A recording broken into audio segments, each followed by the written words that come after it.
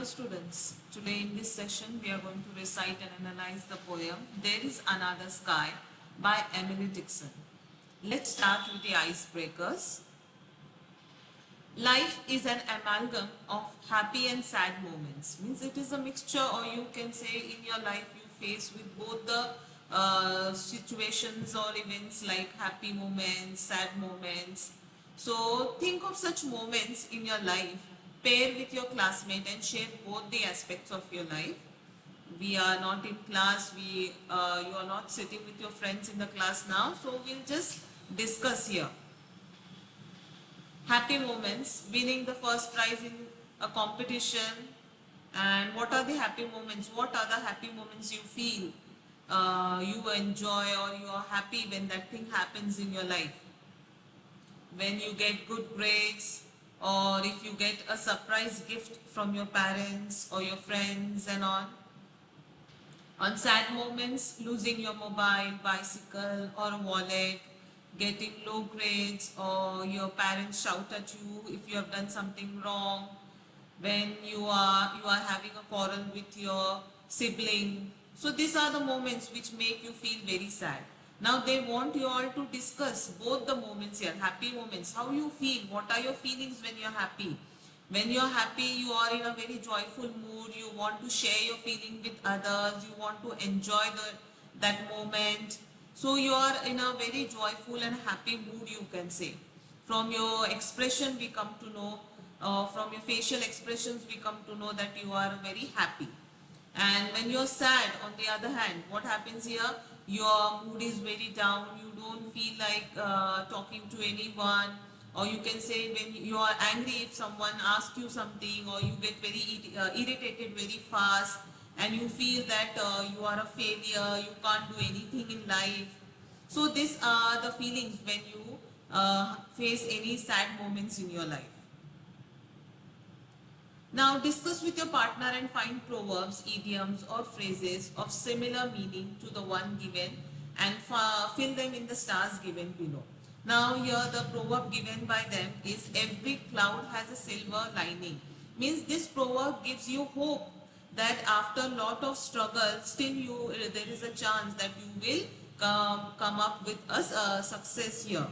So same similar meaning proverb you can say here that there is always dawn after darkness, or you can say God helps them who help themselves. So in this way you can say proverb of similar meaning here.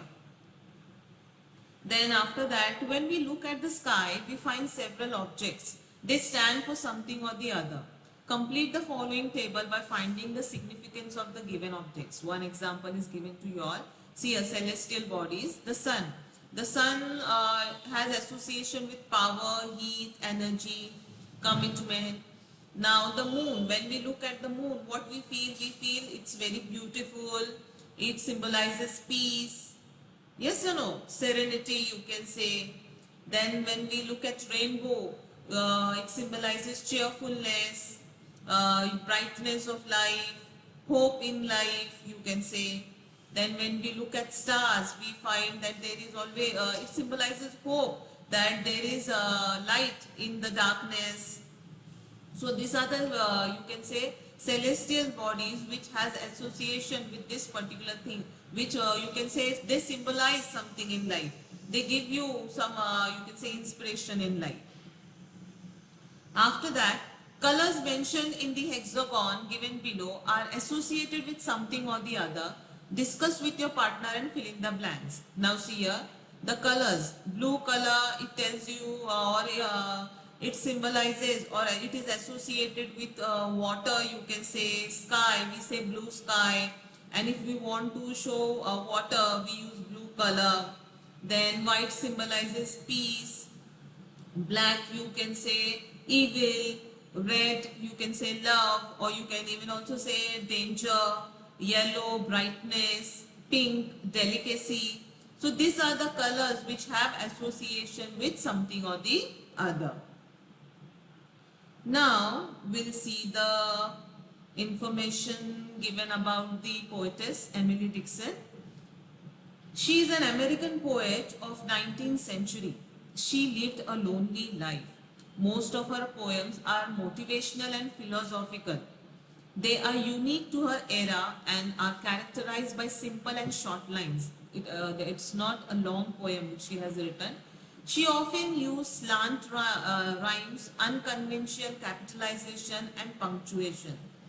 Her poems are the snarms and hymns of life in all its shade. Means it tells you about life. They in metaphorically the poem you can say is written about life here. Now this poem, There is Another Sky, it is an inspirational poem with a message never to say die. Now this poem, I'll tell you in simple word, this poem is written by Emily Dickinson in a letter to her brother Austin.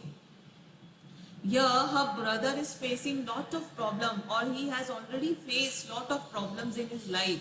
He is feeling like he is very lonely, or he is a failure. He has no hope in his life. So here to just motivate her brother, she has written this poem in a letter to Austin. So it is a message of never say die, means never lose hope. It is a Petrarchan sonnet with octave and sestet. Now octave is a, you can say, stanza in a poem which consists of 8 lines. If you see this poem, the first stanza, this poem is only of 2 stanzas. The first stanza of this poem consists of 8 lines. Here 1, 2, 3, 4, 5, 6, 7, 8. And sestet is the second stanza or a second quatrain, you can say, in a poem which is of 6 lines. 1, 2, 3, 4, 5, 6. So you have to keep in mind this. Why I am explaining you all? Because this will be very useful to you all when you are writing critical appreciation of the poem. In critical appreciation, when you write about the poem, that time you have to mention that it is a Petrarchan sonnet with octave and sestet. Octave means first quatrain is of 8 line and second quatrain is of 6 line. The poet is communicating to her brother through a letter. As I have told you all earlier, this poem is written in a letter by Emily Dickinson to her brother Austin. She encourages her brother not to get depressed under any circumstances. Means her brother is facing lot of problems in his life. He is feeling like he is a failure. He is very lonely. He has lost all his hope in life. He is very depressed in his life, you can say. So that is why, to motivate her brother, she has written this letter to him. Here she pleads with him to return home. She is pleading, she is requesting her brother to come home so that she can, you can say, share her problems with him, and she can motivate him, and she can help him to come out of this depression. Here she is telling in this poem that life is full of challenges. One can tackle the challenges with positive attitude. Here you can say she wants to tell her brother about optimism. She wants her brother to be very optimistic. She doesn't want him to feel very pessimistically here. The poem ends to an optimistic note. The brighter garden stands for choices that life offers to all. Here throughout the poem, students, you will come to know, here the poetess has compared 2 gardens. Here the place where the brother is staying and the place where she stays, or she has created her garden in her own imagination. So what type of garden she has created, that we are going to see in poem. And here she wants to, through the comparison here, she wants to tell brother that the garden which she has created in her mind and where she wants him to come back, she is telling to, she's trying to tell him that here this garden, here there are no problems, there are no sufferings. There you will only find happiness, or even if any suffering or problems are there, after those suffering and problems you will face success in life. So here you will see in this poem. Let's start the analysis of the poem. Now see here, first 4 lines of the poem. There is another sky, ever serene and fair, and there is another sunshine, though it be darkness there. Actually here students, here in the first 4 lines itself we can find the poetess is comparing both the places here. Now see here, Here there symbolizes the garden which she imagines. The garden which she is imagining, here the word there symbolizes the garden which she is imagining. And in the fourth line here they have written there, actually it should be here, it should be here, but I have not changed the word because it is given in the text. So here this there means the garden where, or the place where the brother is staying. So here she is telling here that where she is telling there is an another sky. Another sky means what? The world or the forest or the garden which she has created. Ever serene and fair means the garden which she has created is ever serene, means it is ever peaceful and fair. There is always light, there is no darkness, and there is another sunshine, means there is new you can say happiness, new cheerfulness in the life. There is no darkness, there is no dullness, there is no gloomy, something gloomy in life like that. Everywhere there is peaceful, serenity, happiness, cheerfulness. Though it be darkness there, though it be darkness means what? The darkness in the place there. Here you can say in the first line, the poetess has used hyperbole, because when we say the line consists of the figure of speech hyperbole, because when you exaggerate something for emphasis here. Now she wants to emphasize that there is another sky. She wants to give hope to her brother that you come back home, there is another sky. There are new opportunities in the life which will make you feel to live life very happily. So here you can say this another sky is hyperbole. It means exaggeration. Explanation you can write here exaggeration for the sake of emphasis. And why we are telling it is hyperbole? Because in actual fact, if we think logically, there cannot be another sky. There is you can say it is a fact that there is only one sky. But still in the poem, to give emphasis, to exaggerate it, the poet has used this line that there is another sky. So that is why we'll say the figure of speech hyperbole is used in this line. Here in this line, she has directed or she has written to her brother in a letter. She says, even if it is faded, gloomy or silent in the forest where he is staying, she assures that the forest or the garden which she has created is evergreen forest here. Here there will be peacefulness, there will be light, there will be another sunshine. So no need to worry, she wants to tell. Then the next line. Never mind faded forest, Austin. Never mind silent fields. Here is a little forest whose leaf is evergreen. Now here in this line, these lines are addressed to her brother, Austin. The name of the brother is Austin. She asked him to ignore the faded forest. Faded forest, it is here you can say it means the faint and dim forest here, or you can say metaphorically you can say the problems of the life in which the brother is not finding any hope, ray of hope is not found by him. So that's why he has just given up and he is feeling as if he is a failure in life. So here she wants to tell that never mind, she is telling him that never mind faded forest. She wants to tell him that never mind that if you have faced lot of problems, there is no hope in your life, never mind that you are not able to think of any good thing in your life and all.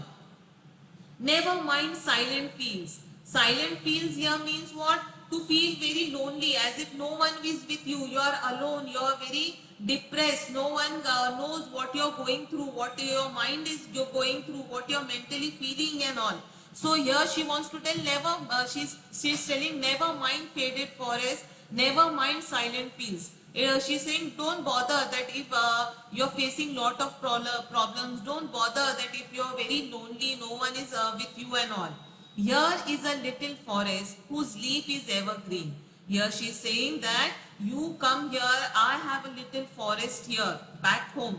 Little forest where she has created means back home, whose leaf is evergreen. Means what? There are no fear, there the leaves are not going to fade. Here there will be no, you can say, darkness and all. So she's saying here the leaves are evergreen. So you come back home. Here is a brighter garden where not a frost has been. Now here she is saying the garden which she has created through her imagination. is a brighter garden. There is lot of sunlight. Here it's metaphorically it means here that there are lot of opportunities in life. You just come back home. I will guide you what to do.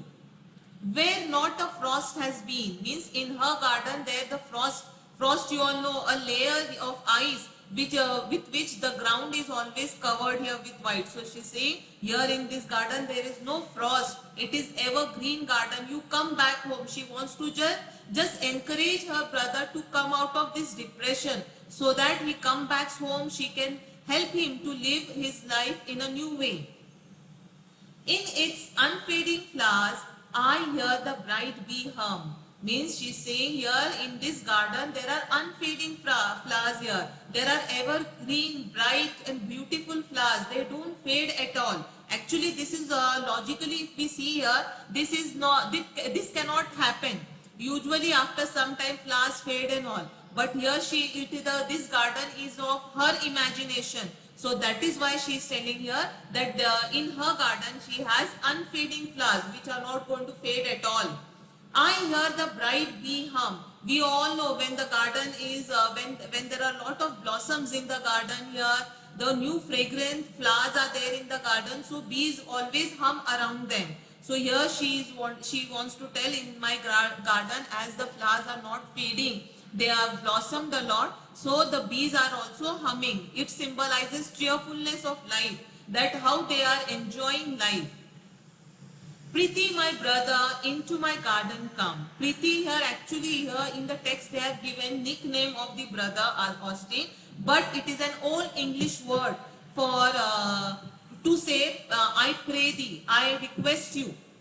Preeti means I pray thee. It is an old English word, but in the textbook it is given nickname of Austin.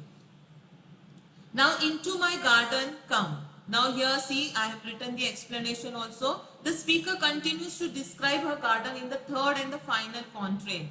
Here in this line she uses the word brighter to compare to the world she has created to the one that everyone lives in physically. Now the world which we live in, here it is not that always we find happiness. We always come across situations which bring about, which make us sad, which make us feel horrified, terrified if we lose someone, our near and dear one, or if we come across failure, or we have quarrel with any of our siblings or our friends, we feel sad and all.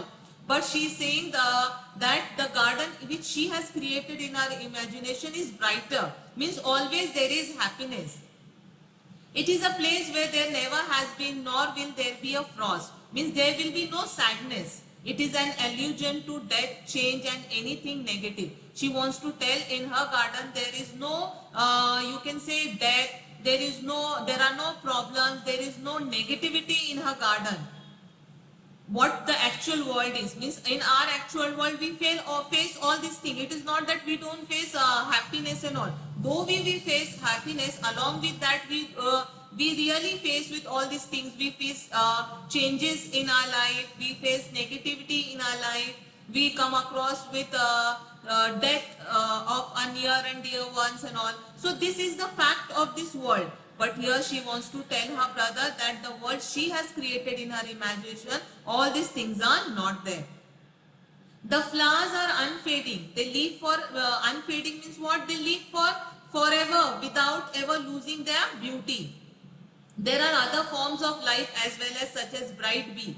These warm and bright images conclude with the final couplet or set of 2 lines of this Shakespearean sonnet here. They ask Austin, means the poetess brother, to come to her garden, means to come to her home back. Because she, see here, there's within her writing, he won't have to concern with the dangers of the real world, aging and change. Means she wants to inspire her brother, or she wants to encourage her brother to come out of that depression which he is going through. She wants to tell him that not to worry about the dangers of the real world or the aging or changes of the real world, but she wants to inspire or encourage him to see the optimistic side of life, to see the brighter side of life. Now in the first 4 lines I have explained the figure of speech. Here you can say throughout the poem, the poet has used metaphor here because throughout the poem we have seen the poetess has compared both the gardens, the garden which she has created in her imagination and the place where her brother is staying. So she has created she is making comparison throughout the poem, she is making comparison of both the gardens. So here you can say throughout the poem it is, or you can say it is a metaphorical poem. Just say in this one sentence that it is a metaphorical poem. And first line, the title itself tells that it is hyperbole. It is the statement is exaggerated because there cannot be another sky in actual fact here. After that, in the second 4 lines, you can see here faded forest. Faded forest, we can say in this line figure of speech alliteration is used because the first letter of both the words F, when a sound of the letter is repeated in the line, the figure of speech alliteration is used. So here it is, see, faded forest. After that, see, bright B, this is also alliteration. And then see this line, where not a frost has been. Here this line is not in correct prose order. The correct prose order of this line should be where a frost has not been. So here you can say figure of speech inversion is used. Explanation, you can write the line is not in correct prose order. The correct prose order should be, and you will write where a frost has not been. Same here, the last line, into my garden come. Instead of saying into my garden come, she should have said that come into my garden. So here again you can say the line is not in correct prose order. The correct prose order should be come into my garden. So figure of speech here will be inversion. Okay, with this I have completed with the analysis of the poem here. I have explained to you all in detail each and every line and figure of speech. I hope you have understood. Thank you.